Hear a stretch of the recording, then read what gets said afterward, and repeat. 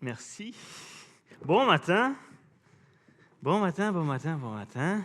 Bienvenue à l'église Il y a plus. Ça va bien ce matin? Ouais, vous avez bravé le froid, la neige. Mais honnêtement, il fait chaud. Par rapport aux derniers jours, il fait chaud. -27 versus -7. C'est quand même pas si pire. Très heureux d'être avec vous ce matin pour commencer l'année et un message sur les résolutions, mais pas vraiment sur les résolutions. J'espère que vous avez passé un bon temps des fêtes. Ouais, quand même. On a bien mangé. Trop?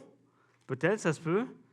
On a bu de l'eau et d'autres breuvages, bien sûr.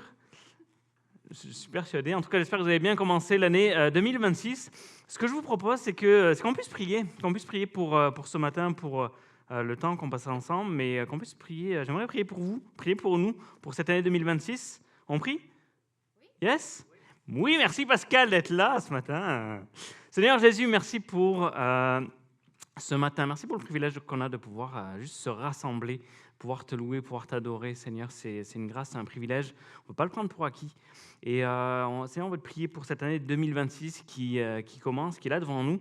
Seigneur, on commence tous dans des états différents, on a tous des situations différentes, mais Seigneur, je te prie qu'en 2026, Seigneur, tu puisses marcher devant nous, que tu puisses tracer un chemin, que tu puisses aplanir les sentiers qui sont devant nous. Et quoi qu'il arrive, Seigneur, pour nous cette année, que ce soit des bonnes choses, des fois des mauvaises choses, Seigneur, qu'on puisse s'appuyer sur toi à tout moment, sachant que tu es là, tu vas être là, Seigneur, tu seras tout le temps avec nous. Seigneur, mais on te prie, Seigneur, prends ce que tu as à faire pour nous cette année, Seigneur, que tes plans s'accomplissent pour nos vies. Ce qu'on veut le plus, Seigneur, c'est rentrer dans les plans que tu as pour nous, faire ta volonté, Seigneur. Alors merci pour cette année 2026 qui est devant nous. Seigneur, puisses-tu être avec nous, nous fortifier aux besoins, nous relever aux besoins, Seigneur. Seigneur, puis viens nous bénir, Seigneur. On appelle ta bénédiction sur nos vies. Merci pour ce que tu vas faire. En tout cas, on te remet cette année, Seigneur, on te remet cette matinée. Je te prie pour le message, Seigneur, que tu puisses parler au travers de moi, parler malgré moi, Seigneur, que ta parole puisse nous faire du bien, sachant que tu as des résolutions pour nous. Et Seigneur, toi, ce qui est bien, c'est que tes résolutions, tu les tiens, Seigneur. Alors merci pour tout ce qui s'en vient pour nous dans le nom de Jésus, compris ce matin. Tout le monde dit Amen. Amen. Bonne année 2026. Je vous souhaite le meilleur, bien sûr, meilleurs vœux pour cette nouvelle année qui commence. Je vous souhaite la joie, la paix et surtout la santé. Il me semble que ça, c'est un truc, plus on vieillit, plus on dit « Oh, la santé, la santé ». Il me semble que plus on vieillit, plus on veut la santé. Avez-vous reçu des messages de bonne année? Par texte, téléphone, tout ça? Non, peut-être? Bonne année, non? Peut-être c'est vous qui les avez envoyés? Vous avez envoyé des messages de bonne année? Non, alors vous ne recevez pas, vous n'envoyez pas. C'est good, ça va bien, on commence bien l'année. Mais en général, on vous souhaite la bonne année avec la joie, la paix, la santé, alors que le monde a mangé gras, a bu trop, puis il semble que le 1er janvier, on devient spirituel. Puis je te souhaite la santé, mon frère, ma sœur. Il semble le 1er janvier, c'est je te souhaite la paix en Jésus-Christ. Et ces bateaux, souvent ces bateaux, nos vœux de bonne année, il n'y a aucune originalité. Moi, le premier, j'avoue, je ne suis pas très original dans mes vœux. Après tout, qu'est-ce que tu veux souhaiter? Donc, quand on souhaite la santé, la paix en Jésus, en général, on ne se trompe pas, ça va bien. Alors que ce que les gens souhaitent vraiment, bien souvent, c'est plus d'argent. Non? Non, c'est dommage, j'avais 100 pièces à donner à chacun, mais écoutez, j'ai vu un meme passer qui disait « L'année dernière, moi, souhaiter de l'argent, ça n'a pas trop fonctionné. Fait que cette année, on va fonctionner différemment. Faites-moi un virement Interact, ce sera plus efficace. » Je trouvais ça brillant. Je me suis dit, ça, c'est pas fou. Et il faut avouer que nos vœux, les uns aux autres, en général, sont assez classiques.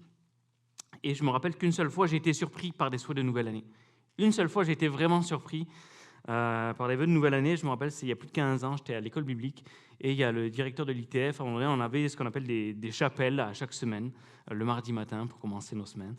Et Marc Lecomte, qui est d'ailleurs toujours le président, le directeur de l'ITF, vient et dit... Bonne année, voici ce que je vous souhaite pour cette année. Je souhaite que Dieu vous tue. J'aurais dû appeler ça mon message ce matin, mais je pense qu'il y aurait moins de monde. Il dit, je souhaite que Dieu vous tue. Et là, on capote tous, on fait, mais voyons, non. Tu sais, je souhaite que Dieu vous tue.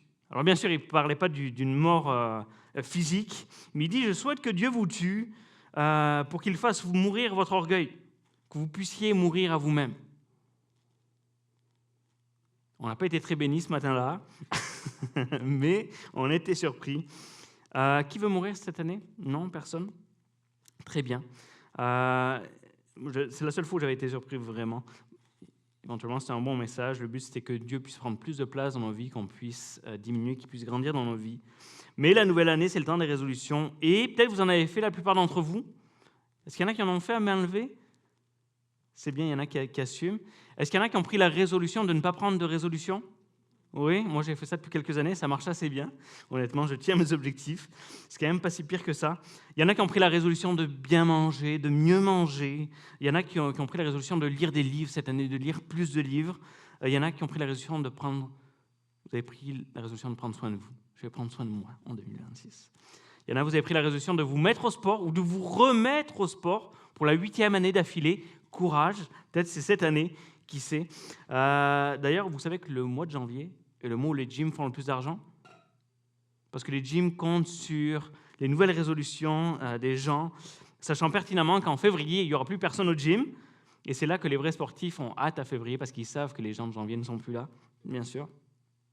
Et d'ailleurs, peut-être vous avez sûrement déjà abandonné vos résolutions. Je ne sais pas si vous savez, mais il y a eu le Quitter's Day, c'était vendredi. En fait, c'est le jour où les gens abandonnent leurs résolutions. Et ça a eu lieu vendredi. Apparemment, c'est le 2e vendredi du mois de janvier que les gens arrêtent leurs bonnes résolutions. Il y en a peut-être, vous avez pris la résolution de lire votre Bible et vous avez commencé au 1er janvier. Et ça a l'air que vous avez arrêté vendredi. Donc, on est dimanche, on vient vous ressusciter ce matin. Et apparemment, c'est Strava qui le dit. Strava, qui est une application pour ceux qui font du sport et qui mettent leur pratique sportive sur Strava. Et ils ont réalisé que le 2e vendredi du mois, c'est là que les gens arrêtaient de faire du sport. Donc, en général, le Quitter's Day, c'était vendredi. Est-ce qu'il y en a qui ont abandonné leur résolution ce matin? Non? Toujours là? Peut-être qu'il y en a, vous allez prendre des résolutions ce matin, et c'est le but. Alors, quand j'ai cherché le mot résolution dans la Bible, je me suis dit, tiens, il va falloir que je passe sur les résolutions. Qu'est-ce que j'ai trouvé? Je suis tombé sur Ecclésiaste, chapitre 2, verset 3, qui dit « Je résolus en mon cœur de livrer ma chair au vin. » J'ai cherché résolution et je résolus en mon cœur de livrer ma chair au vin. Bien sûr, c'est Ecclésiaste. Mais j'ai cherché résolution et je suis tombé là-dessus. Je résolus. Et je me suis dit, waouh, c'est bon. Heureusement qu'on ne prend pas toutes nos résolutions pile comme ça sur des versets sortis de leur contexte. Mais il y a d'autres résolutions que je vais vous parler ce matin. Ne vous inquiétez pas, c'est juste pour faire un peu d'humour ce matin. Mais si je peux être vrai avec vous ce matin, j'avoue que j'aime pas trop les prédications sur les résolutions. Parce que souvent, c'est toujours la même chose dans les églises. On sait à quoi s'attendre, toujours la même chose, le sermon de rappel d'être un bon chrétien, de venir à l'église, de lire plus sa Bible, de passer plus de temps avec Jésus, et tout le monde dit « Amen ». Tout le monde est d'accord avec ça en général. Ceux qui sont à fond pour Jésus sont en feu, ils disent « Amen, preach it, brother, let's go ». Et ceux qui sont en misère spirituelle, comme un poisson qui serait sorti hors de l'eau et qui... Ils sont en train de capoter leur vie. Ils disent « Amen » avec un peu de culpabilité et ils sont en train de se flasher. Oui, il faut que je lise plus ma Bible. Ce n'est pas le but de ma prédication ce matin. Et bien souvent, on est sincère face à ça, mais ce n'est pas le fruit d'une conviction profonde qui amène à un véritable changement dans nos vies, ce genre de résolution-là. Alors, j'aime pas ces prédications sur les résolutions parce que souvent, c'est un coup d'épée dans l'eau des prédicateurs, des pasteurs, parce que la vérité, c'est qu'on ne les tient pas, nos résolutions. On est poche avec nos résolutions. Moi, le premier, je suis poche. Par exemple, je décide de lire un livre, ça y est, je me lance, je vais l'acheter, je vais à Renaud-Bré ou sur Amazon. Éventuellement, le livre arrive, je lis les vraies premières pages et là, ça s'arrête là. Est-ce que je suis le seul à faire ça, à commencer les livres et à ne pas les finir? Merci pour les mains qui se lèvent. On ira au resto ensemble. J'aime ça, les mains qui se lèvent avec la tête baissée. Pareil pour bien manger, je tiens 3 jours. Et après, je me dis, ouais, mais là, tu sais, il fait froid, il y a une tempête de neige, il a fallu déneiger. J'ai besoin de comfort food. Et je sors la phrase que j'aime beaucoup qui dit, franchement, je me le mérite. Vous la connaissez, celle-là? Elle est incroyable. Cette phrase-là a tué des destinées. Je vous le dis, je me le mérite. Alors, le pire, c'est quand on est en couple et qu'on se on fait, on se le mérite. Ah, cette phrase-là, elle est terrible. Ou alors, écoute, on vit qu'une fois, let's go, on peut bien aller chercher de la pizza. C'est pareil avec le sport, j'ai donné 2 fois mon argent à EconoFitness pour soutenir cette œuvre sociale incroyable. 2 fois, 2 années, j'ai donné mon argent à EconoFitness. Et j'y suis allé 2 fois. La première, c'était pour prendre la photo et payer. Et la deuxième fois, c'était pour aller les voir, pour vérifier, parce que je trouvais qu'il n'y avait rien qui changeait dans ma vie. Et, et c'est tout. C'est les 2 fois où je suis allé à EconoFitness, je leur ai donné mon argent. J'aime pas les prêches sur les résolutions, mais je vais quand même parler de résolutions ce matin. On va parler de résolutions. Mais pas de résolutions pour les gens qui ne les tiendront pas, pas des résolutions qui ne dureront pas, mais je vais parler de résolutions qui vont tenir à coup sûr, testées et approuvées. Aussi incroyable que ça puisse paraître, c'est possible. Pourquoi ? Parce que ces résolutions, ce n'est pas les miennes, ce n'est pas les vôtres, c'est celles de Dieu. Et quand Dieu prend des résolutions, il les tient, il s'engage, il ne lâche pas, il continue, il persévère. Pourquoi ?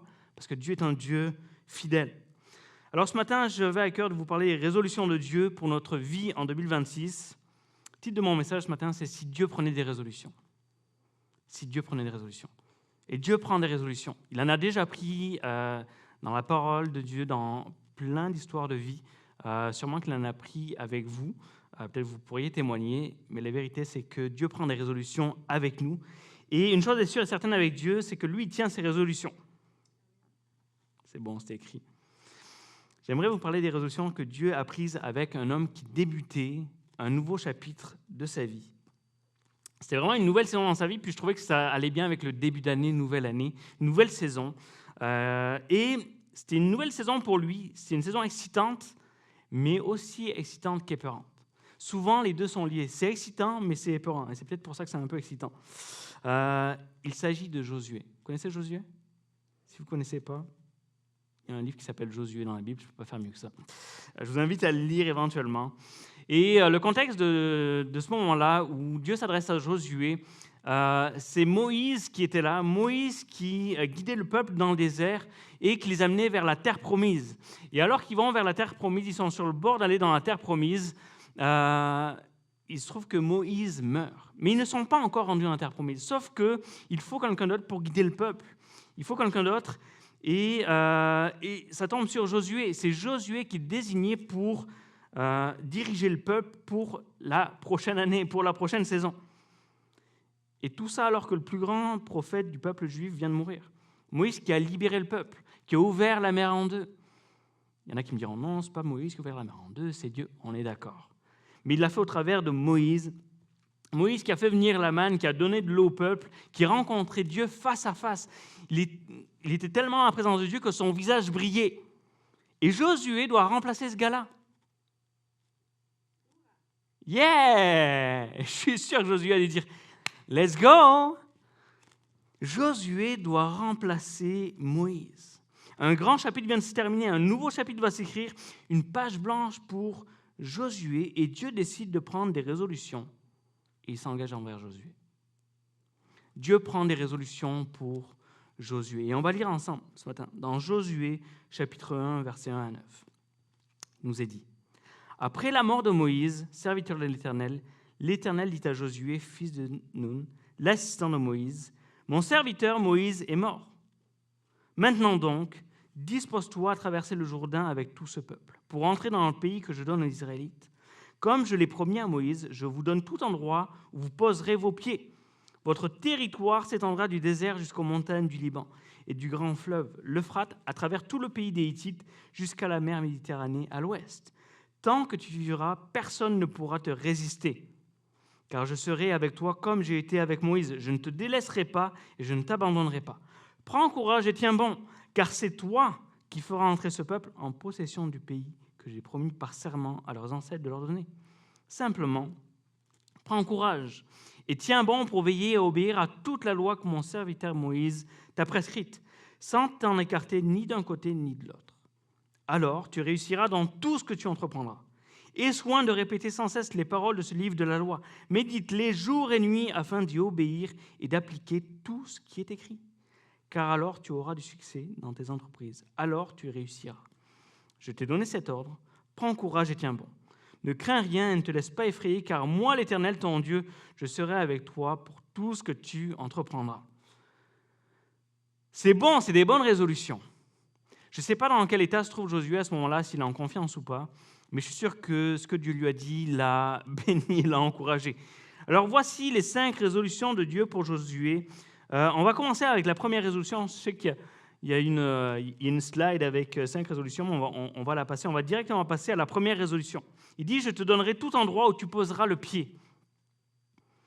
Méchante promesse quand même, méchante résolution. Je te donnerai tout endroit où tu poseras le pied. Dieu commence par une promesse de territoire. Il ouvre un futur à Josué. Pour Josué, c'est concret, c'est marcher, c'est avancer, c'est entrer dans ce que Dieu a déjà préparé pour lui. Et pour nous, ce n'est pas seulement une carte géographique. C'est aussi des territoires de foi pour nous, en 2026. C'est les décisions qu'on a à prendre. C'est une obéissance à vivre aussi, dans ce que Dieu nous demande de faire. Et c'est un pas à faire malgré la peur.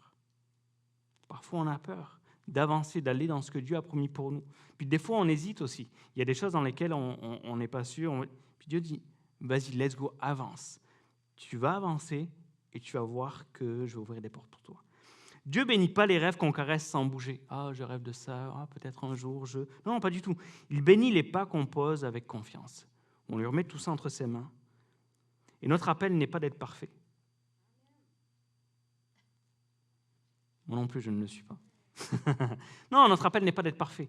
Notre appel est d'avancer. Et c'est ce que Dieu demande à Josué. Il dit, avance, avance. Tu ne sais pas tout, mais tu peux marcher. Et à chaque pas d'obéissance, Dieu confirme, je t'ouvre une porte. La foi n'attend pas que tout soit sûr, que tout soit sous contrôle. Nous, on aime ça contrôler, on veut être sûr que quand on fait quelque part, c'est bon, on y va, let's go. Mais la foi n'attend pas que tout soit sûr. Elle avance avec Dieu. Là où tu poses le pied, Dieu te donne de la grâce. Puis Dieu nous donne la grâce d'avancer dans ce que Dieu a prévu pour nous. Et c'est exactement ce qu'il dit à Josué. Je te donnerai tout endroit où tu poseras le pied. Deuxième chose que Dieu dit à Josué, il dit « Personne ne pourra te résister ». Ça, c'est bon, ça. Surtout quand on vit des moments difficiles, qu'il y a des personnes dans nos entourages, parfois, que c'est compliqué. On dit « Personne ne pourra te résister ». Ah, mais ça, c'était pour Josué, tout ça. Non. Dieu ne dit pas à Josué « Tu n'auras pas d'ennemis ». Souvent, il y a ce fantasme chrétien qui est absolument faux de dire « Ah, quand Dieu est avec nous, on n'aura pas d'ennemis, tout va bien aller, on va marcher, ça va être tout plat, puis ça va être parfait. » Non, pas du tout. Puis vous le savez. Dieu ne dit pas « Tu n'auras pas d'ennemis ». Il dit « Ils ne pourront pas t'arrêter ». Ils ne pourront pas t'arrêter. Et ça change tout. Pourquoi ? Parce que Josué, lui, on le sait, pour ceux qui connaissent l'histoire, Dieu va être avec lui, mais Josué va rencontrer des murs, des grands murs. Puis c'est intéressant, ce matin, on parlait de Jéricho dans la prière. Josué va rencontrer des murs immenses. Mais est-ce que ces murs vont l'arrêter ? Pas du tout. Absolument pas. Ces murs-là vont tomber. Et puis il ne va pas juste rencontrer des murs, il va rencontrer des peuples, il va rencontrer des combats, et il va rencontrer aussi des moments de doute. Josué va rencontrer des moments de doute. Mais la promesse de Dieu, c'est la victoire finale. Aucun obstacle n'aura le dernier mot. Aucun obstacle n'aura le dernier mot dans la vie de Josué. Et pour nous, ça ne veut pas dire que les gens seront toujours d'accord avec nous. Ça ne veut pas dire non plus que tout sera facile. Ça veut dire que l'opposition n'annule pas l'appel que Dieu place sur nos vies. Ce n'est pas parce qu'il y a une opposition face à nous que ça annule l'appel. Quand Dieu t'envoie, il te protège aussi. Quand Dieu te confie une mission et te donne l'autorité spirituelle pour tenir ferme, les résistances ne prouvent pas que tu es hors de la volonté de Dieu. Souvent, des fois, on peut avoir tendance, quand on est chrétien, à tout justifier chrétiennement.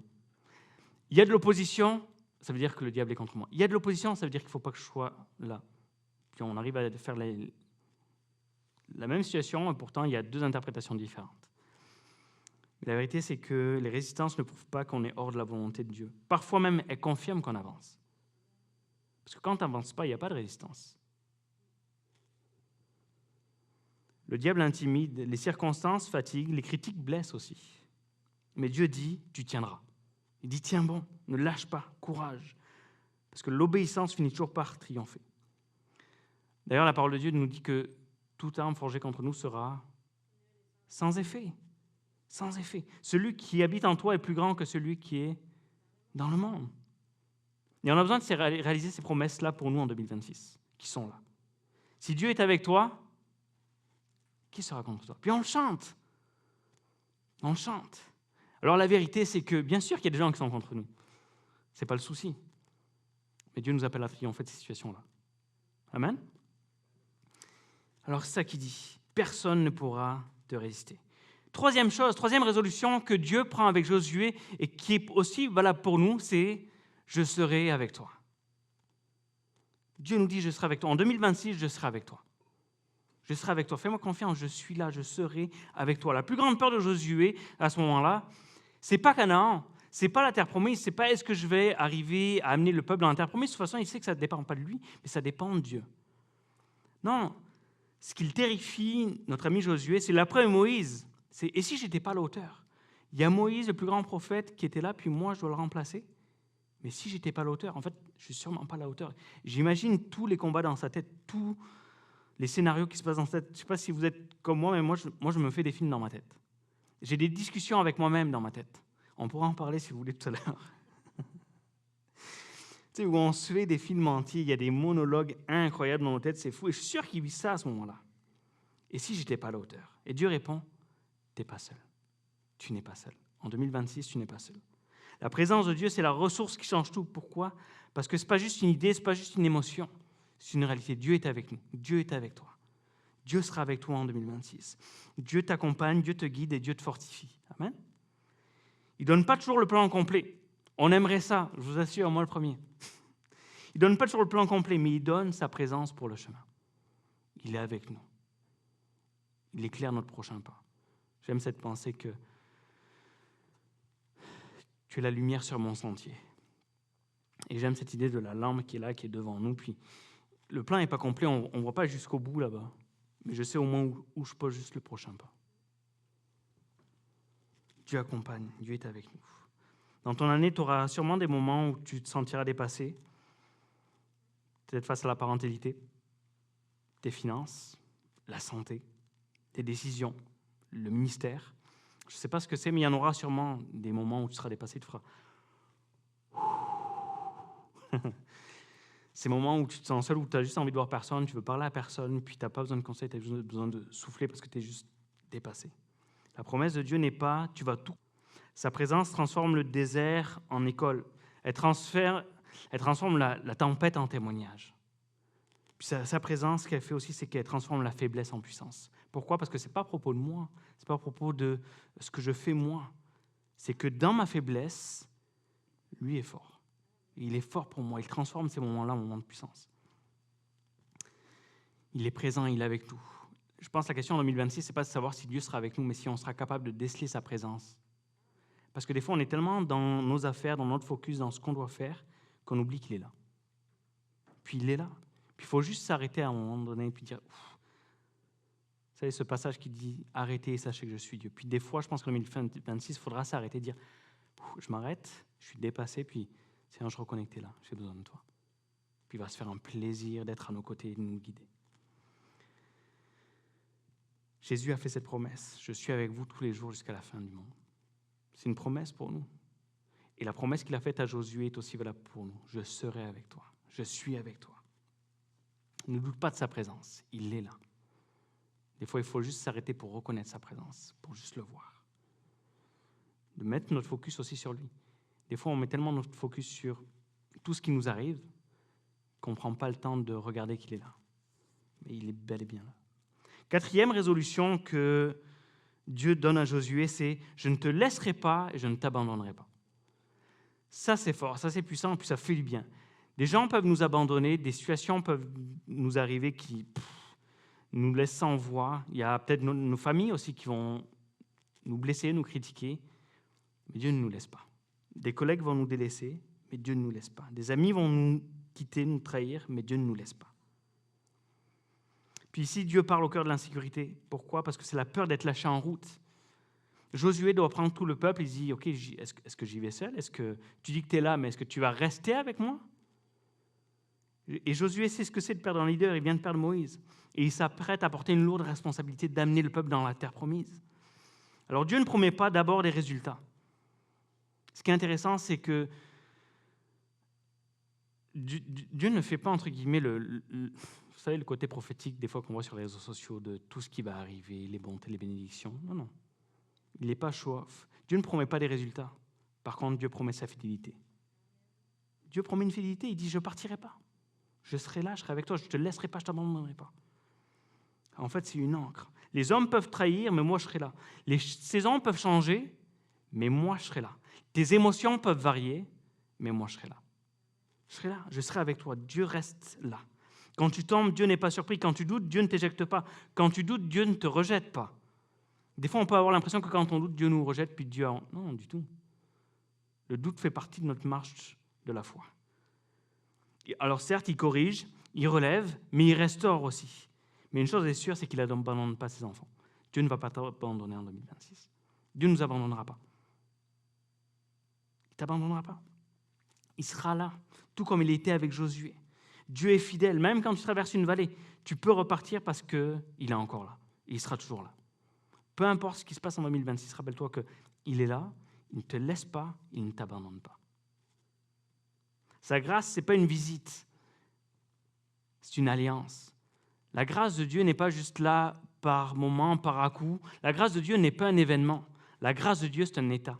Il est grâce. Il n'a pas juste une grâce, il est la grâce incarnée. Il est grâce.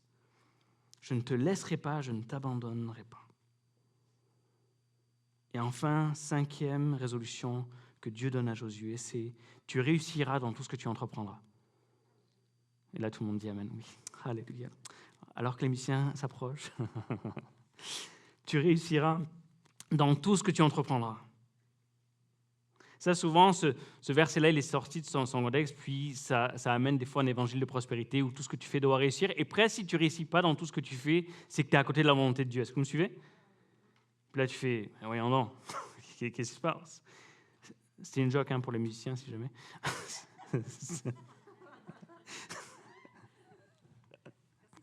Good, c'est bon. Ce qui est bien, c'est que c'est bien, vous me suivez, vous m'écoutez. Dan, ça me touche. Non, t'inquiète pas, je n'ai pas encore terminé. Résolution cette année, faire des prêches plus courtes. Ah là là. Résolution que je ne tiendrai pas, bien sûr. Tu réussiras dans tout ce que tu entreprendras. Alors attention, parce que la réussite dont Dieu parle à ce moment-là, c'est pas « je vais faire ce que je veux et anyway, je vais être béni, ça va réussir ». Non, le contexte, il est clair. Jésus, bien sûr, Jésus sera là, mais dans ce contexte, Josué doit méditer, garder et pratiquer la parole de Dieu.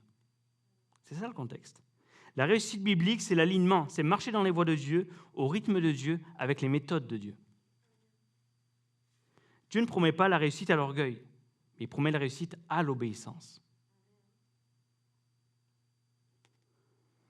Quand tu mets la parole de Dieu au centre, elle te donne la sagesse pour choisir, elle te donne le courage pour persévérer, elle te donne la pureté pour ne pas tricher, puis la paix pour ne pas envier ce que les autres ont. Dieu bénit ceux qui le reflètent. Est-ce que nos vies reflètent Dieu? Dieu bénit ça. Parfois, la réussite sera visible. Ça sera des portes ouvertes, ça sera du fruit dans nos vies, ça sera de la croissance, mais parfois, elle sera intérieure aussi. Parfois, elle sera intérieure. Ça sera le caractère qui sera formé, ça sera une foi qui sera solidifiée, et ce sera une paix durable. Ça, c'est de la réussite.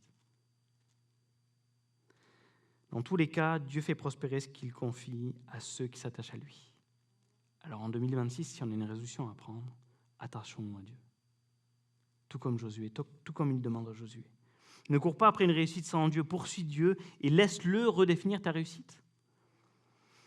Là, tu seras vraiment heureux dans tes voies. Je crois que Dieu veut te donner du succès en 2026. Je crois qu'il veut nous donner du succès, sincèrement. Que ce soit dans notre couple, dans notre famille, dans notre carrière, dans notre business peut-être, dans nos relations et dans notre vie de prière. Dieu veut nous donner du succès, Dieu veut nous faire réussir dans ce qu'on entreprend. Voici les 5 résolutions de Dieu pour Josué. Il les a tenues.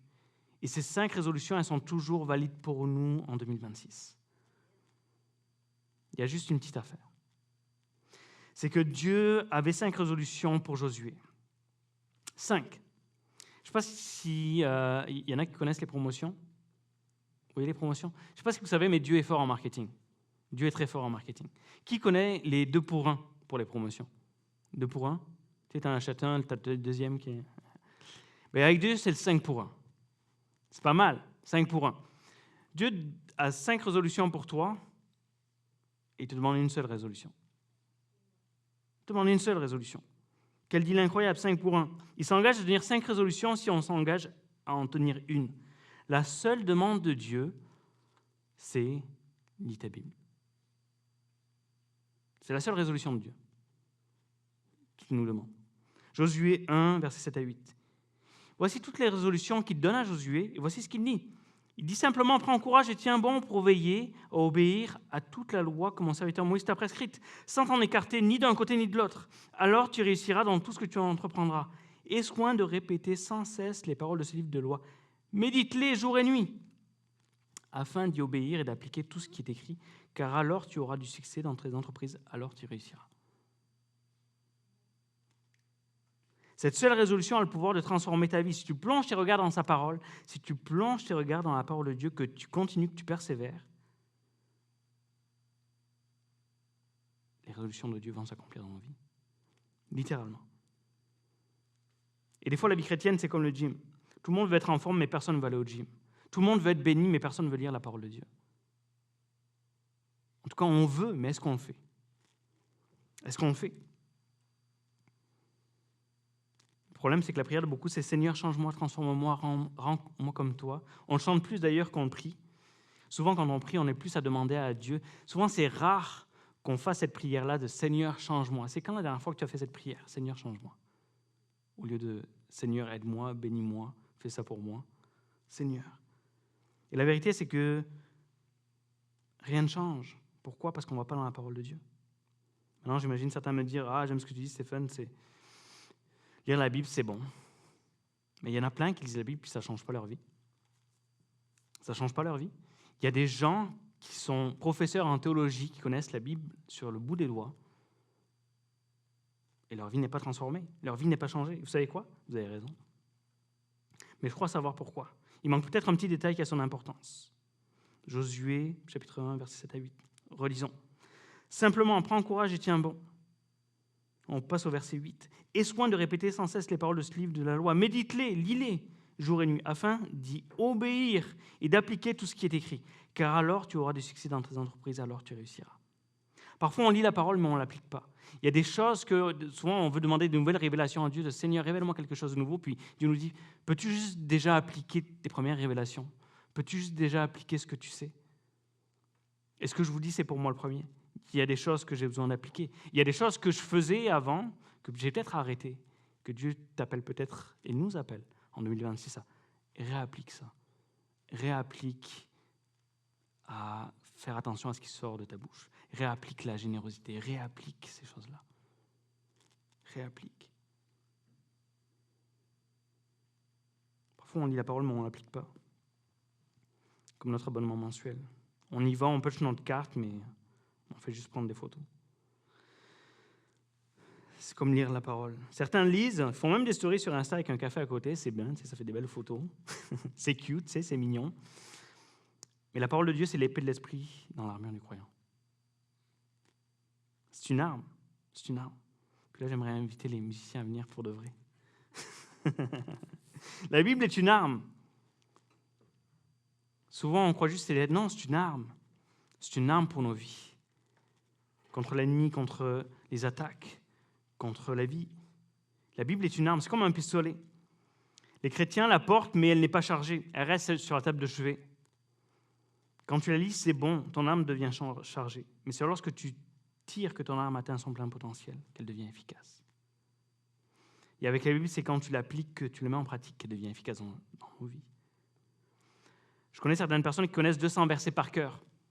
J'en connais pas autant, pour être très honnête, je ne les connais pas par cœur. Et c'est cool, c'est super. C'est vraiment utile dans les temps de prière parce que tu peux les citer, tu peux citer la parole de Dieu. Et ça a son importance. Mais c'est juste de l'information qui est devenue une connaissance. Une bonne connaissance, soit dit en passant.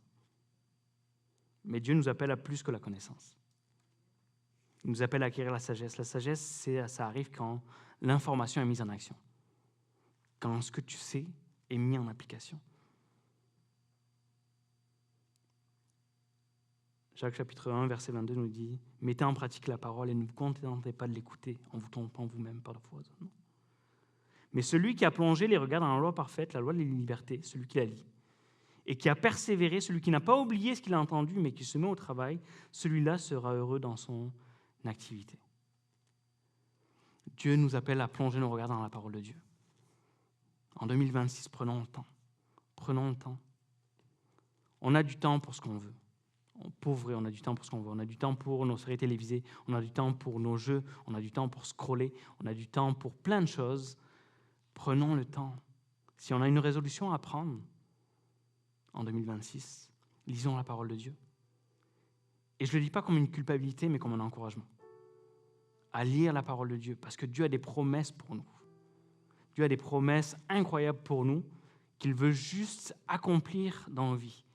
Si seulement on les connaît. Je crois qu'on passe, certains chrétiens, on passe à côté de plein de promesses dans nos vies parce qu'on ne les connaît pas. Et Dieu te dit, lis ma parole. J'ai donné un seul conseil à Josué et je vais donner tout le reste. Un seul conseil, lis ma parole. Médite-la, mets-la en pratique. Et je vais prendre plaisir à te bénir comme je t'ai jamais béni. Lis ma parole en 2026. Lis-la. Il y a des trésors précieux. La parole nous encourage, elle nous bénit, elle nous relève, elle nous restaure. Combien de fois, peut-être certains ont, en tout cas moi le premier, j'ai lu la parole, j'ai vu des situations, puis j'ai lu des choses dans la parole de Dieu, ça a changé mon état d'esprit. Comme je disais tantôt, des fois quand on va mal, quand on vit des situations difficiles, c'est comme si on aime s'enfoncer encore plus nous-mêmes.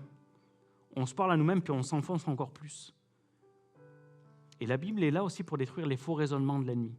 Que l'ennemi chuchote dans nos oreilles, que les gens autour de nous chuchotent, que les réseaux sociaux, les infos chuchotent dans nos oreilles, et on finit par croire. Et la Bible, la parole de Dieu, plus on la lit, plus on s'en imprègne, plus elle vient détruire les faux raisonnements. Et quand tu lis la parole de Dieu, cette parole-là, cette vérité-là vient détruire les faux raisonnements que tu avais. Vous connaîtrez la vérité et la vérité vous rendra libre. Mais tu as besoin de la lire, la vérité. Parce que quand tu lis la vérité de Dieu, quand tu lis sa parole, ce que tu croyais est fini, n'a plus d'impact, n'a plus de pouvoir sur toi. Et c'est ce qui fait que dans des moments de découragement, tu vas lire la parole de Dieu, où tu vas lire que je suis avec toi, je ne te laisserai pas, je ne t'abandonnerai pas. Tu sors de ce moment, puis ta situation n'a pas changé. Mais la vérité est venue t'impacter. Est-ce que vous me suivez ce matin? Dieu nous appelle en 2026 à juste lire la parole.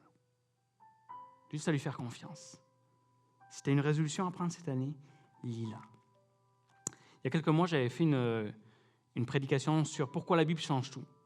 Je vous invite éventuellement à l'écouter pour ceux qui ne l'ont pas entendu. Je sais que vous ne le ferez pas, mais au cas où, s'il y a juste une personne qui le fait.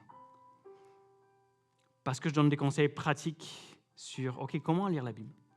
Souvent, on veut bien, on veut le faire, puis des fois, on a pris des résolutions, puis on s'est arrêté. Mais j'aimerais vous rappeler 5 choses rapidement, en terminant. 5 conseils pratiques. La première, c'est choisir une bonne traduction. Souvent, on ne lit pas la Bible ou on a du mal à la lire parce qu'on a une mauvaise traduction. On a une vieille traduction en français. Choisis une bonne traduction. Pour ceux que ça ne fait pas longtemps, et même ceux que ça fait longtemps, qui lisent la parole de Dieu, je vous invite à lire Parole de vie. La traduction en Parole de vie. Elle est paraphrasée, elle est simple, il n'y a pas des mots compliqués du genre iniquité. Ok. Elle est facile à lire. Elle se lit bien. Des fois même, ce que je fais, c'est que moi, quand je lis la Bible, je suis habitué à la Semeur, fait que je lis la Semeur.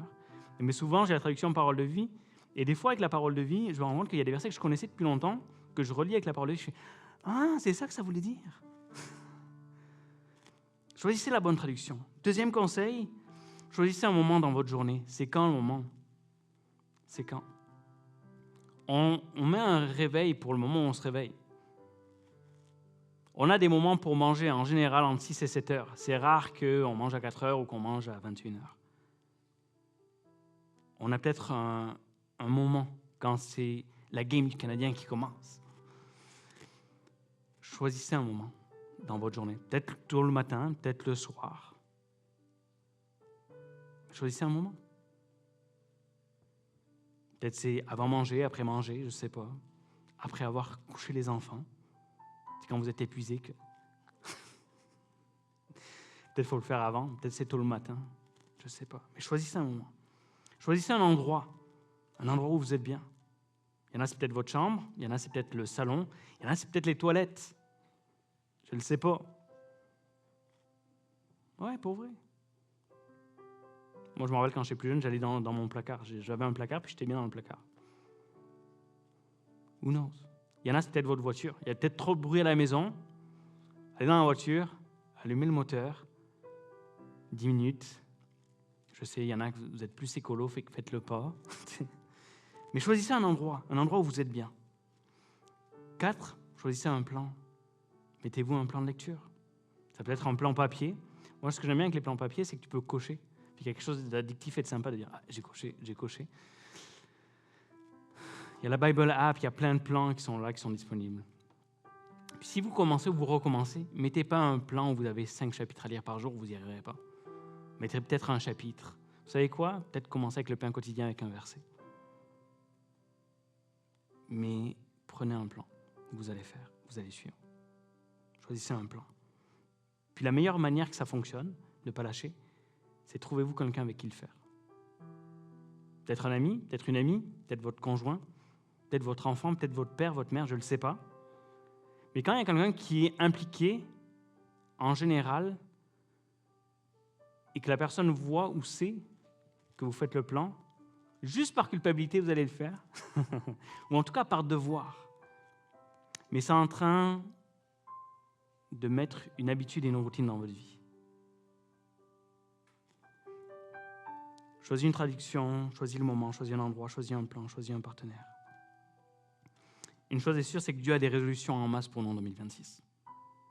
Dieu a des résolutions pour nous. Puis lui, il va les tenir. Lui, il va les tenir. Il va les tenir.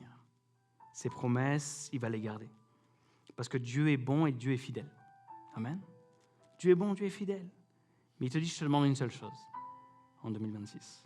Lis ma parole, mets-la en pratique. Puis tu verras ce que je vais faire. Tu verras. Une vie en abondance que je désire t'offrir. Dieu a une vie en abondance pour nous. Je te demande une seule chose. Lis ma parole. Passe du temps avec moi. Dieu a des plans pour nous en 2026. Et mon souhait, mon désir, c'est qu'on puisse y rentrer. Individuellement, pour nos familles, puis pour il y a plus aussi. Dieu a des plans. Et la bonne nouvelle, c'est que Dieu trace un chemin pour nous. Il trace un chemin. Il trace un chemin. Oh, ça ne veut pas dire que tout sera parfait. Ça ne veut pas dire qu'il n'y aura pas de défis devant nous. Mais s'il y a des défis, Dieu va opérer les miracles. Et ses promesses, il va les accomplir. Amen. Alors, est-ce qu'on pourrait se lever ce matin et juste se remettre entre les mains de Dieu, de dire, Seigneur, je te confie mon année. Je te confie 2026. Je te confie ce qui est devant moi. Seigneur, je te remercie pour les résolutions que tu prends parce que je sais que tu vas les tenir. Merci parce que tu vas être avec moi. Merci parce que tu ne me laisseras pas. Merci parce que tu as des plans prévus pour moi et alors que je vais marcher dedans, Seigneur, tu vas me les donner. Merci Seigneur parce que je sais que peu importe ce qu'il y a en avant, tu vas demeurer fidèle. Tu ne me laisseras pas, tu ne m'abandonneras pas. Seigneur, merci parce que je sais que je peux m'appuyer sur toi. Alors prends un temps, prends juste 30 secondes, 1 minute ce matin.